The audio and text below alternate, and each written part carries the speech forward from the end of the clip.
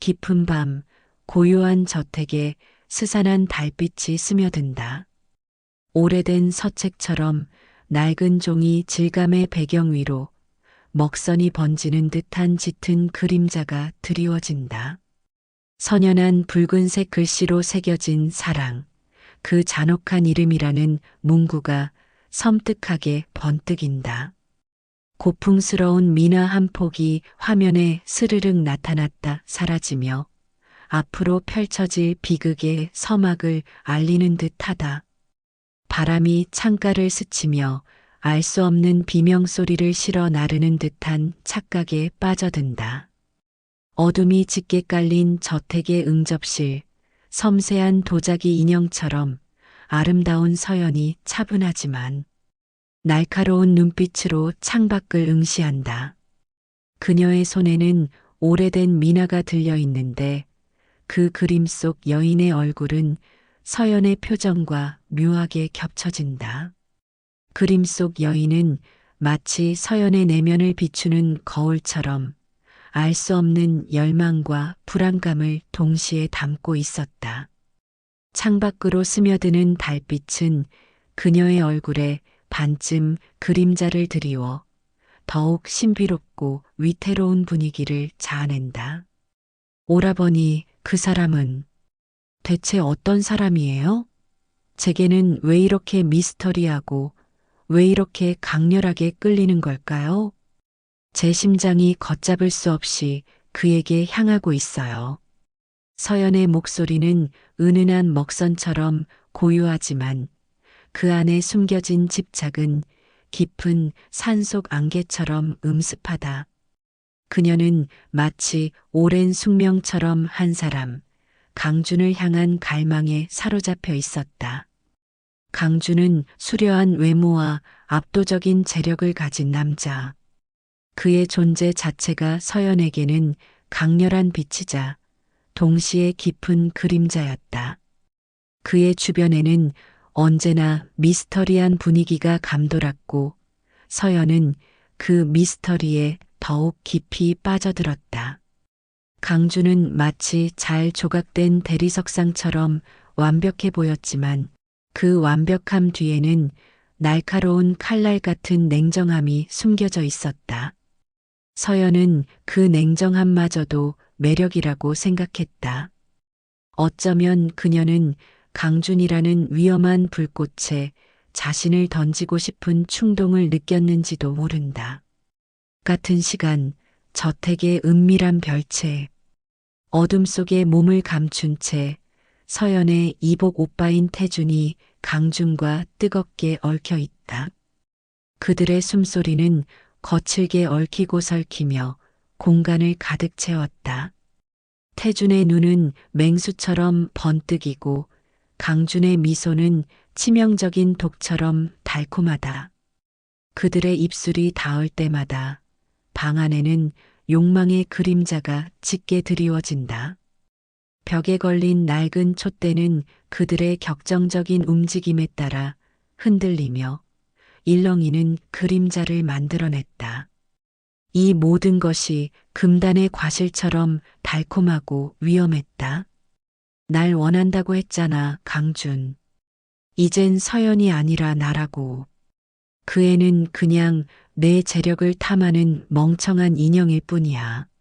나처럼 내 깊은 곳까지 이해하고 받아들일 수 있는 사람은 없다고. 태준의 목소리는 낮은 으르렁거림 같았다. 그의 목에는 힘줄이 팽팽하게 섰고 눈빛에는 강준을 향한 맹목적인 소유욕이 가득했다.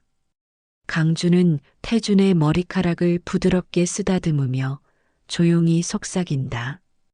그의 목소리는 마치 뱀의 유혹처럼 부드러우면서도 날카로웠다. 글쎄, 태준. 난 언제나 아름다운 것을 탐할 뿐이야.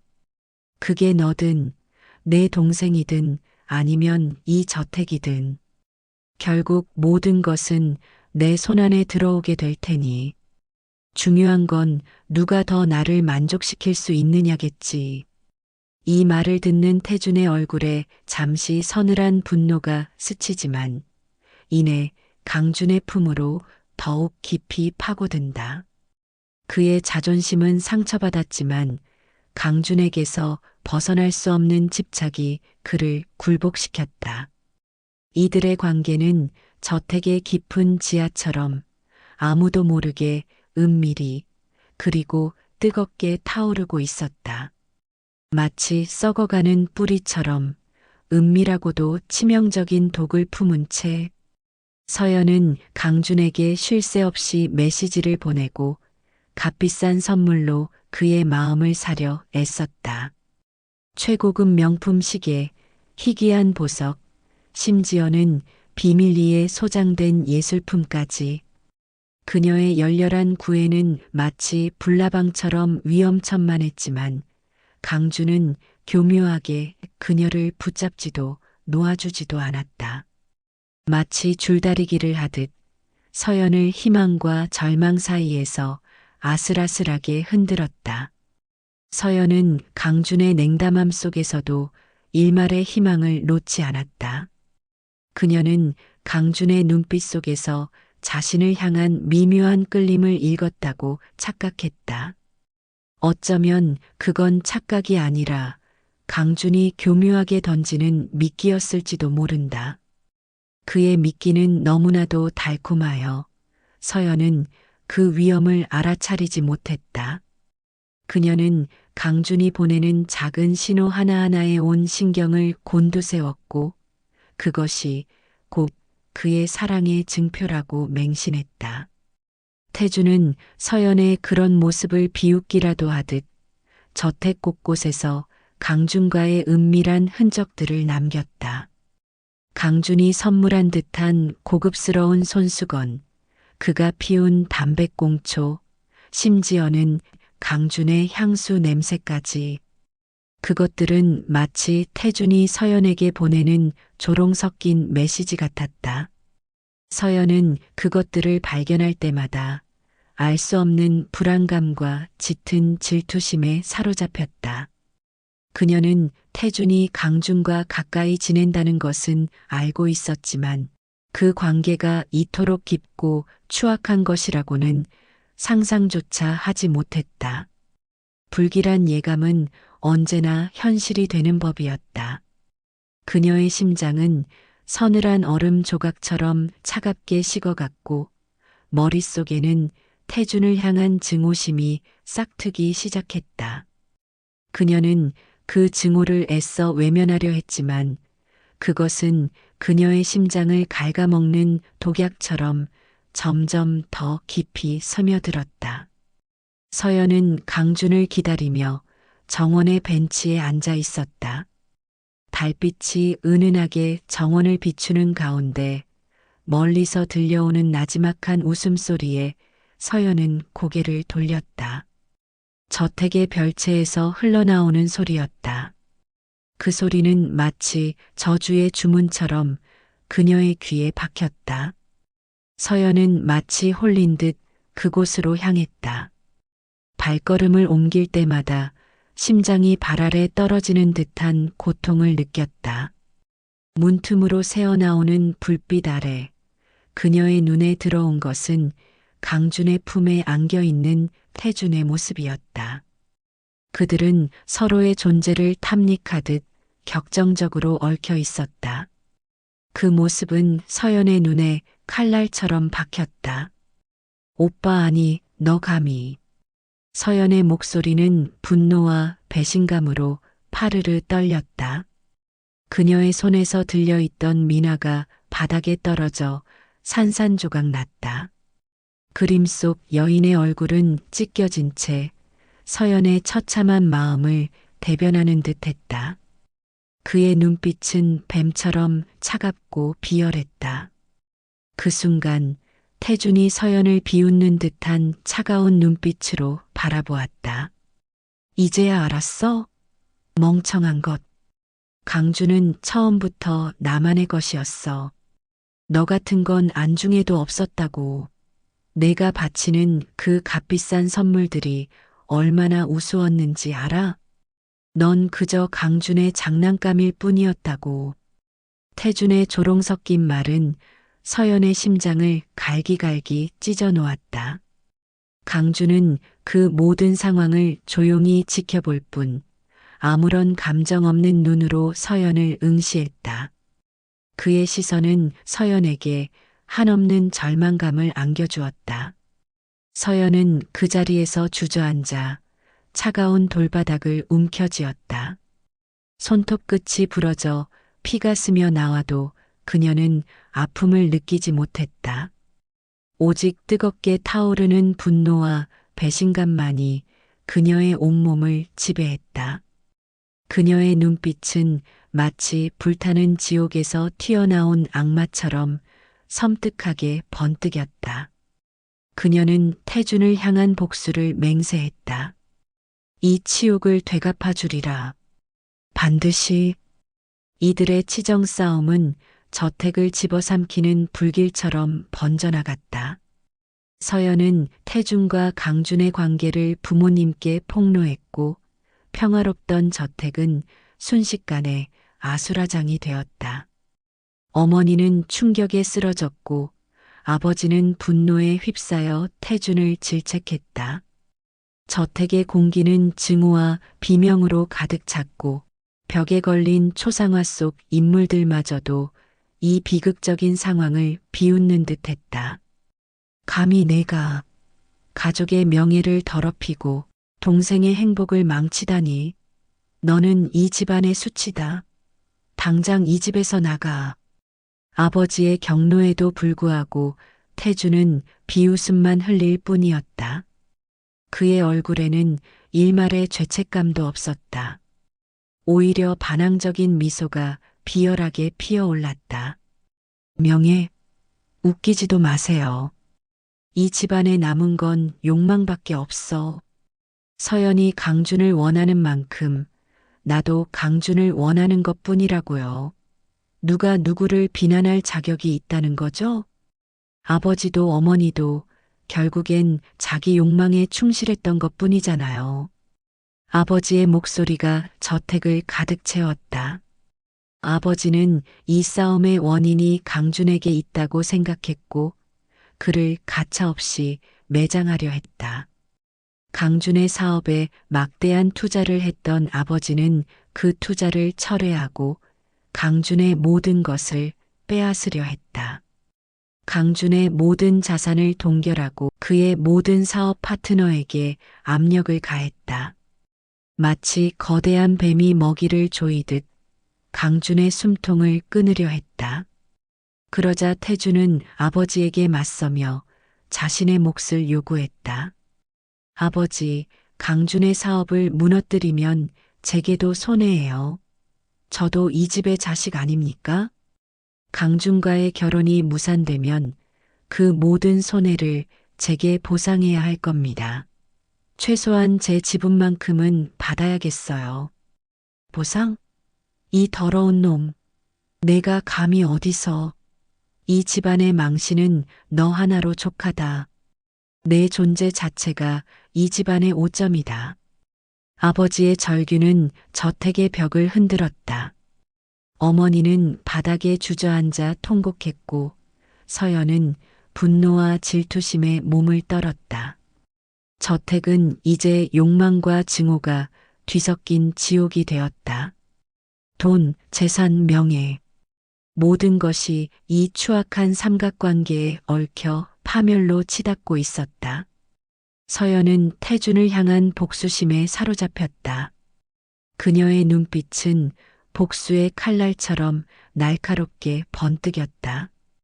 그녀는 태준을 가장 비참하게 만들 방법을 찾아 밤낮으로 고뇌했다. 그녀의 머릿속에는 오직 태준의 파멸만이 가득했다. 그녀는 차가운 밤 공기 속에서 복수의 그림자를 들이우며 섬뜩한 미소를 지었다. 태준은 강준을 완전히 차지하기 위해 서연의 약점을 찾아내려 혈안이 되었다. 그는 서연이 과거에 저지른 과오를 폭로하여 그녀의 명예를 실추시키려 했다. 서연이 강준을 유혹하기 위해 과거의 남자들에게 했던 수많은 거짓말과 기만적인 행동들을 밝혀내려 했다. 태주는 사설 탐정을 고용하여 서연의 일거수일투족을 미행했고 마침내 충격적인 단서를 발견했다. 서연이 어린 시절 입양기관에 드나들던 기록이었다. 단순한 입양 기록이 아니었다. 그 안에는 출생의 비밀을 암시하는 불완전한 기록들이 섞여 있었다. 서연의 친부모가 누구인지, 왜 버려졌는지에 대한 단서가 희미하게나마 보였다. 이건 대체 무슨 의미지? 서연이 입양하라고? 설마. 태주는 의아했지만 이 단서가 서연에게 치명적일 것이라는 직감을 했다. 그는 이 정보를 이용하여 서연을 궁지로 몰아넣을 계획을 세웠다. 서연이 상류사회에서 누리던 모든 것을 빼앗고 그녀를 가장 밑바닥으로 떨어뜨릴 수 있는 치명적인 무기가 될 것이라고 생각했다. 그는 이 비밀을 만천하에 폭로하여 서연을 사회적으로 매장시킬 계획을 세웠다.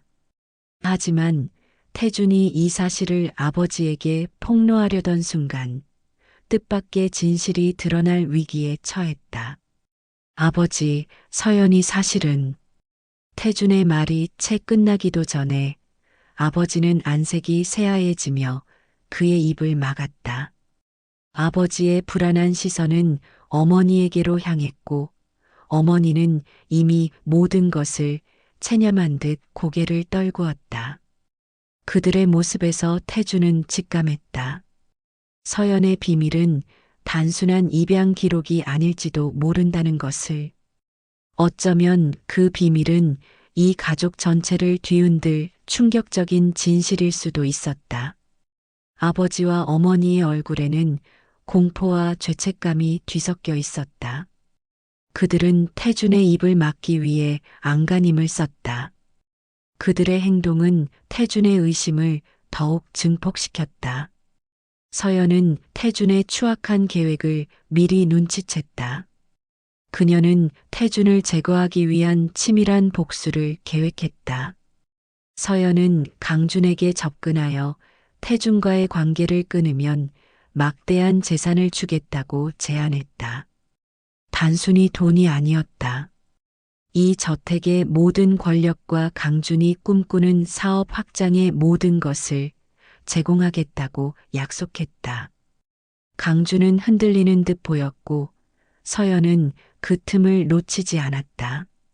그녀는 강준의 눈빛에서 탐욕을 읽었고 그 탐욕을 이용하여 태준을 제거할 수 있다고 확신했다. 강준, 태준은 당신을 파멸시킬 거예요. 당신의 사업, 명예, 모든 것을요. 그는 당신을 진정으로 사랑하는 게 아니에요. 단지 당신의 명성과 재력을 이용하려는 것뿐이죠. 하지만 저는 당신에게 모든 것을 줄 수 있어요. 상상 이상의 부와 권력. 이 저택의 모든 것을 당신에게 바칠 수 있어요. 단 하나 태준만 제거해 준다면, 그를 영원히 당신의 시야에서 사라지게 해준다면. 서연의 눈빛은 악마처럼 번뜩였다.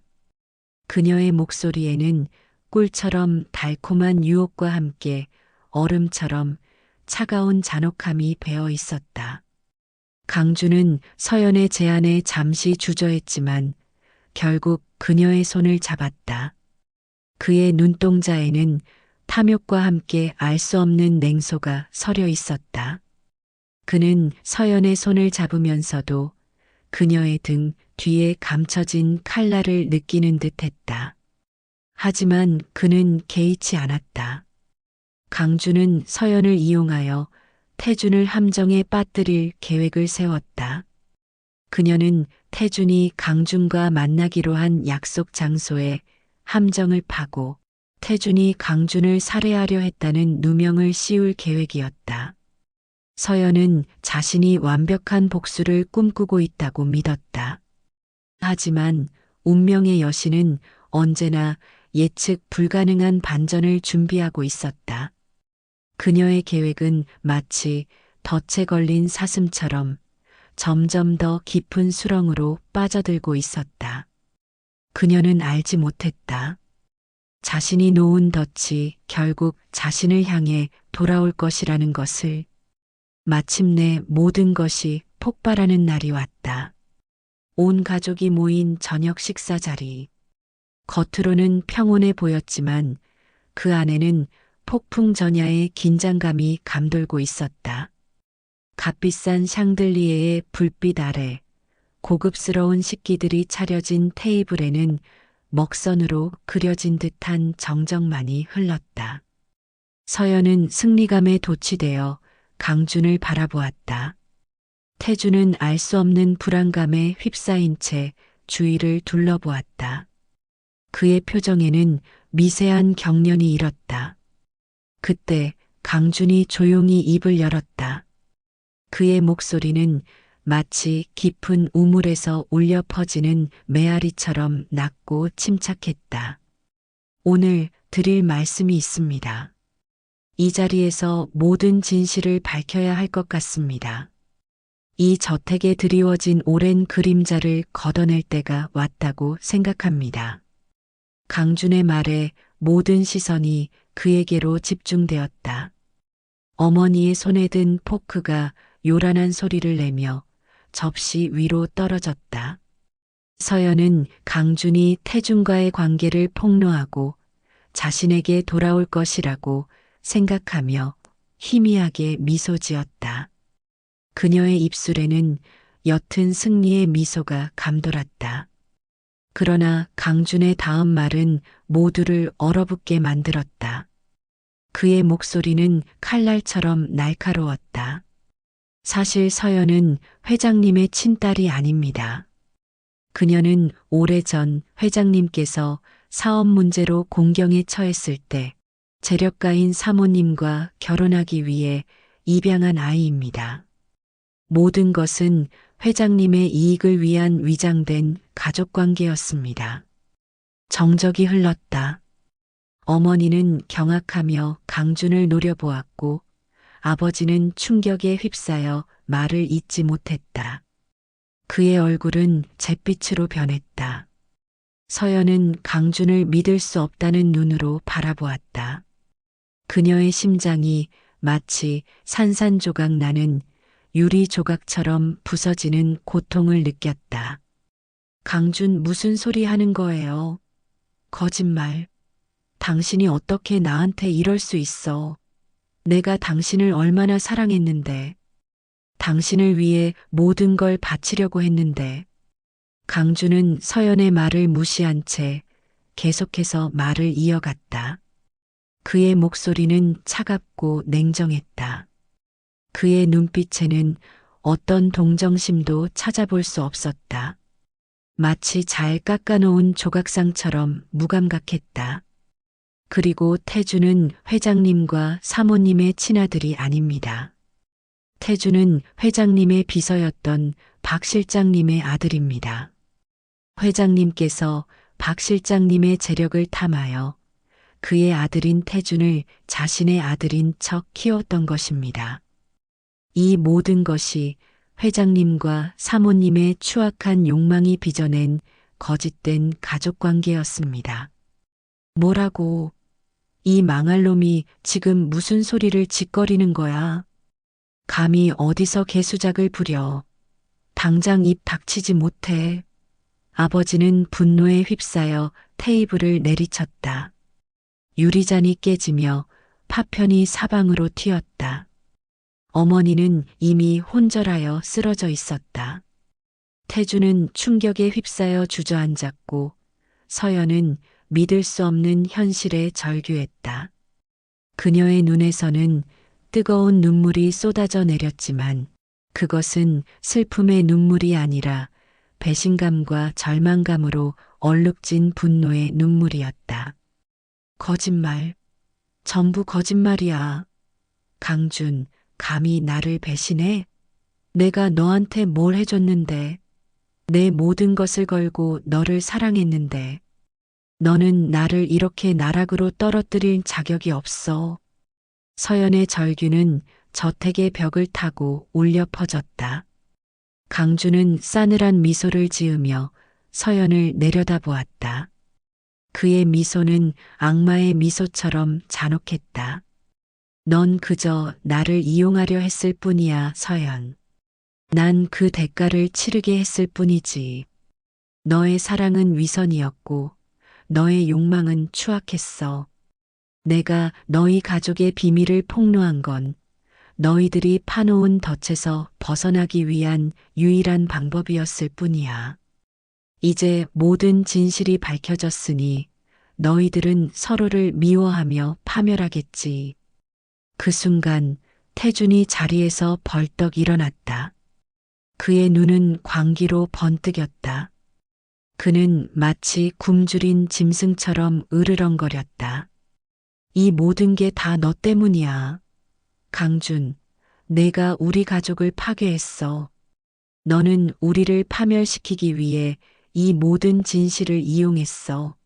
서연, 너는 나를 질투해서 이 지경을 만들었어. 내년의 추악한 욕망 때문에 내 모든 걸 망쳤어. 내 인생을 짓밟았어. 태주는 광기 어린 절규와 함께 서연에게 달려들었다. 격렬한 몸싸움이 시작되었고 접시와 유리잔이 깨지는 소리가 저택을 가득 채웠다. 빗줄기가 창문을 때리는 소리가 격렬한 싸움을 더욱 비극적으로 만들었다.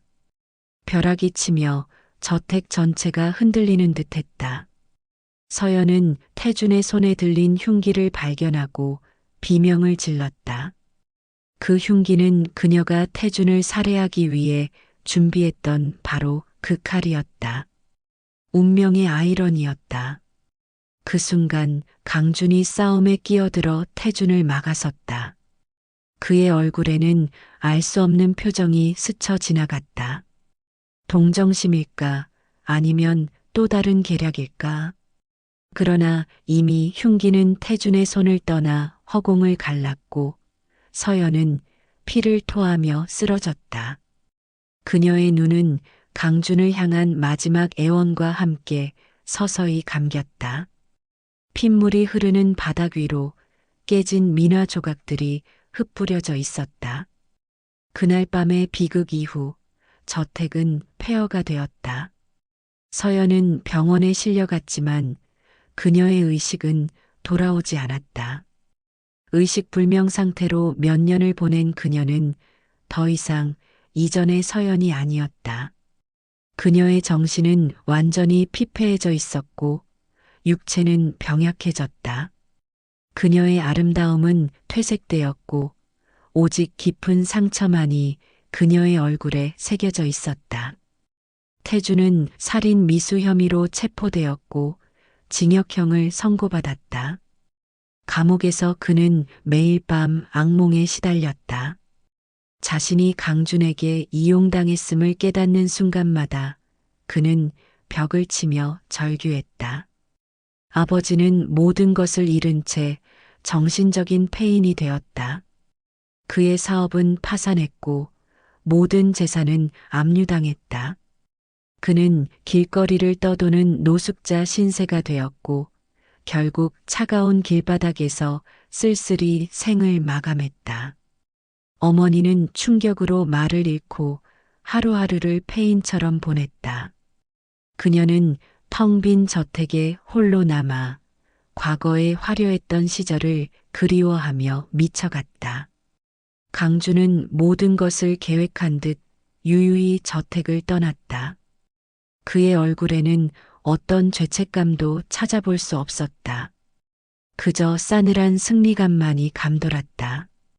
그는 이미 새로운 먹잇감을 찾아 더 큰 욕망을 향해 떠났을 것이다. 마치 아무 일도 없었다는 듯 그의 삶은 아무런 방해 없이 흘러갔다. 몇 년 후 서연은 기적적으로 의식을 회복했지만 그녀의 정신은 완전히 피폐해져 있었다.